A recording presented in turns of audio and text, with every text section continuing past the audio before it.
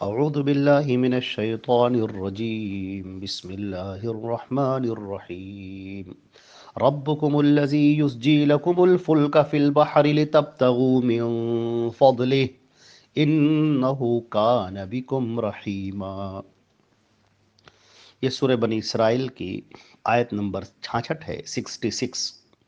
ترجمہ اس آیت کا یہ ہے، اور تمہارا رب وہ ہے جو تمہارے لیے سمندر میں کشتی چلاتا ہے تاکہ تم اس کے رزق کو حاصل کر سکو، اور وہ ہمیشہ سے ہی تم پر بہت مہربان رہا ہے۔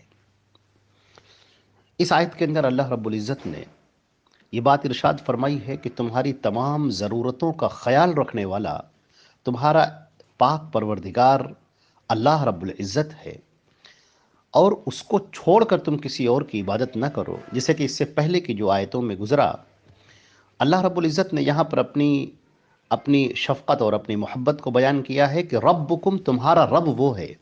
رب کسے کہتے ہیں؟ رب کہتے ہیں جو انسان کی تمام ضروریات کا خیال رکھنے والا ہو اور اس کو پروان چڑھانے والا ہو۔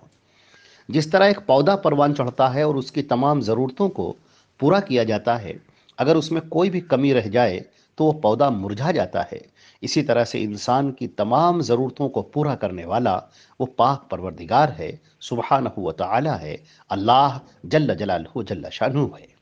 ربکم، تمہارا رب وہ ہے الذی یسجی لکم الفلک فی البحر، جو سمندر کے اندر تمہارے لیے کشتیاں چلاتا ہے۔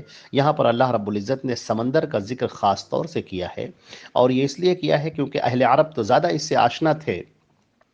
وہاں پر تو نہ کوئی غلہ اگتا تھا اور نہ تو کوئی اس طرح سے اور رزق کے سامان فراہم تھے، لیکن سمندروں کے ذریعے سے وہ جب سمندر میں سفر کرتے تھے تو اس وہاں سے رزق لے کر آتے تھے۔ تو اللہ رب العزت نے اس کا ذکر فرمایا کہ ذرا تم سوچو کہ جب اس خوفناک اور ہولناک اور سمندر کے اندر جب تم سفر کرتے ہو، سمندر کی موجوں کے درمیان تم گھرے ہوئے ہوتے ہو، تو ذرا سا سوچو کہ اس وقت تمہاری حفاظت کون کرتا ہے، تمہیں سلامتی کے ساتھ ساحل پر کون اتارتا ہے، تمہارے لیے رزق کے سامان کون مہیا کرتا ہے۔ چنانچہ جس اللہ نے تمہارے لیے یہ سب کچھ کیا ہے، اس کو چھوڑ کر تم کسی اور کے در پر جا کر اپنا سر ٹکاؤ، یا کسی اور کے آگے تم بھیک مانگو، اور کسی اور کے آگے اپنے ہاتھ پھیلاؤ، اور کسی اور کو تم ندا دو اور آواز دو اور اسے پکارو اپنی پریشانیوں میں، یہ تو اللہ کی توہین ہے، یہ تو اللہ رب العزت کی شان میں گستاخی ہے۔ لہٰذا تمہیں اللہ رب العزت کا خیال رکھنا چاہیے جس نے تمہارے لیے سب کچھ کیا۔ سمندر کا ذکر اور طور پر بھی کیا ہے۔ سورہ نحل کے اندر اللہ نے ایک بات اور بھی ارشاد فرمائی ہے، سورہ نحل آیت نمبر 8 میں، جہاں پر اللہ نے یہ ذکر فرمایا ہے وَيَخْلُقُ مَا لَا تَعْلَمُونَ، تمہارے لیے اللہ ایسی سواریاں بنائے گا جس سے تم ابھی ناواقف ہو، جس سے تم ابھی جانتے نہیں ہو۔ تو مستقبل کے لیے جو سواریاں ہوں گی اس کا بھی اللہ رب العزت نے ذکر فرمایا ہے، ایک اشارہ کے طور پر اس کو بیان کیا ہے کہ ایسا بھی مستقبل کے اندر یہ چیز جو ہے وہ پیش آئے گی۔ پھر فرمایا گیا لِتَبْتَغُوا مِنْ فَضْلِهِ، تاکہ تم اس کے فضل کو تلاش کر سکو۔ تو یہ جو فضل کا لفظ ہے قرآن پاک میں کئی جگہ پر اس کا استعمال ہوا ہے، اور فضل کے معنی روزی کے طور پر، رزق کے طور پر آیا ہے۔ اس کے اندر ایک نقطہ یہ بھی پوشیدہ ہے کہ اللہ رب العزت جو تمہیں رزق دے رہا ہے وہ اپنے فضل و کرم سے دے رہا ہے۔ تمہاری ساری محنتیں، تمہاری ساری توانائیاں جو رزق کو حاصل کرنے میں لگ رہی ہیں، ذرا سوچو کہ یہ رزق تم تک کیسے پہنچ رہا ہے۔ تمہارے اندر جو قوت آئی ہے، یہ قوت کس نے دی ہے؟ تمہارے دماغ کے اندر جو سوچنے اور سمجھنے کی صلاحیت ہے، کس نے دی ہے؟ تمہارے دل کے اندر دھڑکنے کی صلاحیت ہے، یہ کس نے دی ہے؟ تمہارے ہاتھ پیروں کا چلنا یہ کس نے دیا ہے؟ تمہارے لیے لوگوں کے دلوں کا موم کر دینا کس نے دیا ہے؟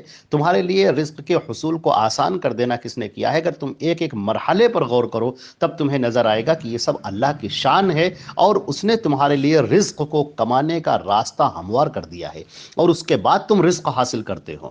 تو یہ اللہ کا فضل ہے۔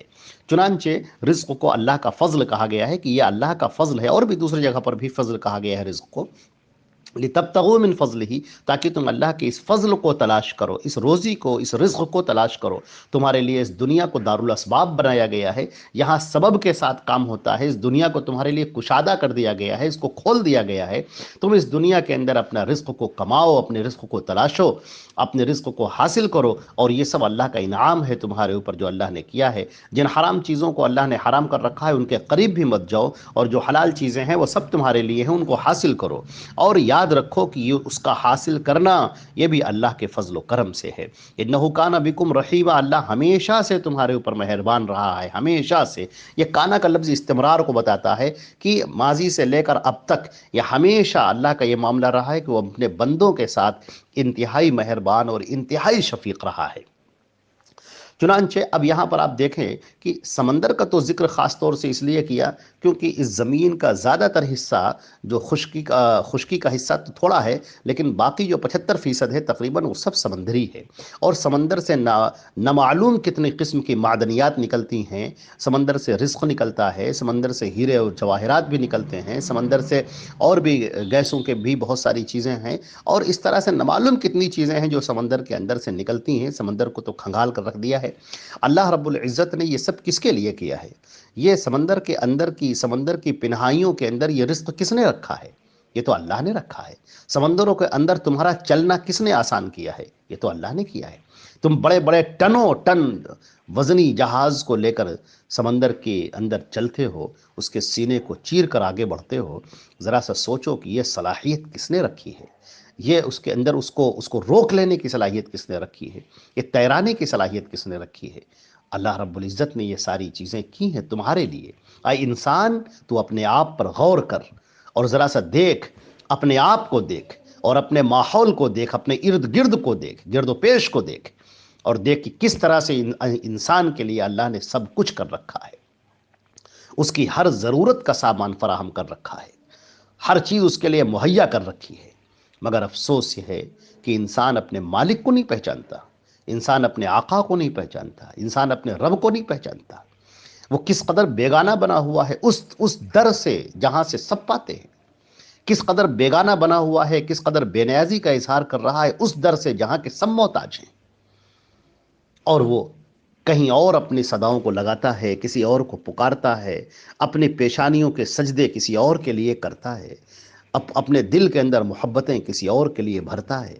یہ بڑے افسوس کی بات ہے کہ ایک انسان اپنے رب کو نہ پہچانے اور اپنے آقا کو نہ پہچانے۔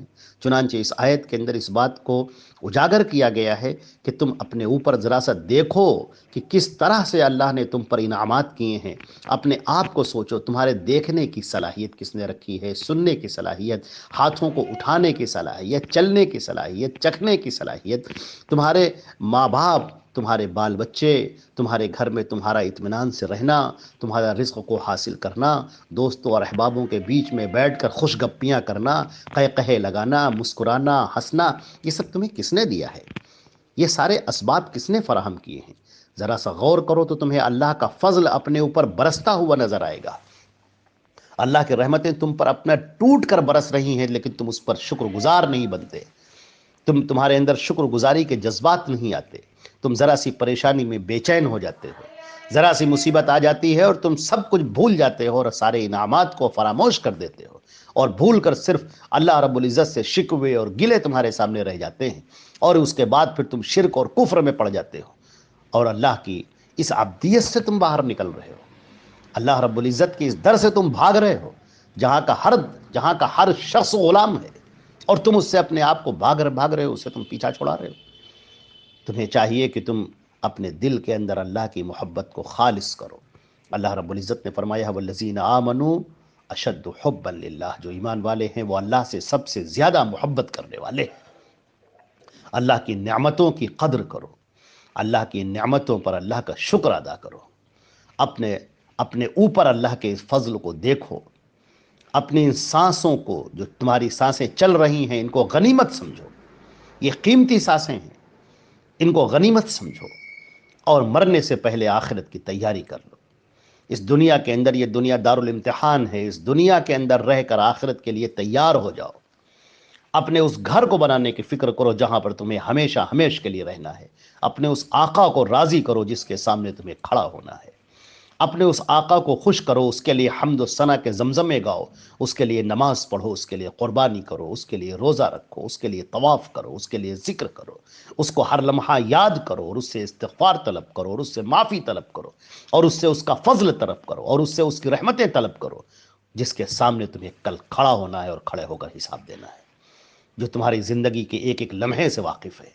جو تمہارے دل کے خیالات سے واقف ہے، تمہارے ذہن کے تصورات سے واقف ہے، تمہارے دل کے اندر اٹھتے ہوئے جذبات سے واقف ہے، اس اللہ رب العزت کے لیے شرم کرو اور اس اللہ کے لیے اپنے آپ کو جھکا دو اور اپنی زندگی کو اس کے لیے قربان کر دو، اور کہو کہ میرا جینا، میرا مرنا، میری نماز، میرا روزہ، میرے قربانی سب اللہ کے لیے ہے، ایک اللہ کے لیے جو وحدہ لا شریک لا ہے، جس کے ساتھ میں کوئی شریک نہیں، وہ تنہا ہے اور عبادت میں خالص ہے۔ ہماری ساری عبادتیں صرف اسی کے لیے خالص ہیں۔ اب مصیبتوں میں بھی پکارنا ہے تو صرف اسی کو، کیونکہ مصیبتیں دور کرنے والا وہی ہے، اور اگر ہم اپنے حالات سے بے چین ہو جاتے ہیں اور بے قرار ہو جاتے ہیں تو بھی اسی کو پکارنا ہے، کیونکہ لا راد لقضائہ الا ہو، اب تقدیر کے فیصلوں کو بدلنے والا کوئی نہیں ہے سوائے خود اس کے۔ اللہ رب العزت چاہے تو اپنے فیصلوں کو بدل سکتا ہے، ورنہ اس تقدیر کو بدلنے والا کوئی نہیں ہے۔ لہذا اس در کے سامنے جھک جاؤ، اس اللہ کے سامنے گر گڑاؤ، اس اللہ کے سامنے اپنے آپ کو سرنگو کر دو۔ اس آیت کا یہی پیغام ہے۔ اللہ رب العزت نے جو فرمایا ہے کہ ذرا تم دیکھو تو، ذرا تم غور تو کرو کہ تمہارا پروردگار ہے کون۔ تمہارا پروردگار وہ ہے جو سمندر میں تمہارے لیے کشتیاں چلاتا ہے، تم اطمینان سے بیٹھ کر چلتے ہو، اس کے موجوں میں تم ڈوب نہیں جاتے، تمہارے لیے سمندر کو مسخر کر دیا، ہواؤں کو مسخر کر دیا ہے تاکہ تم اس کا فضل تلاش کر سکو، رزق تلاش کر سکو، اور اللہ ہمیشہ سے تم پر مہربان ہے۔ وآخر دعوان الحمدللہ رب العالمین۔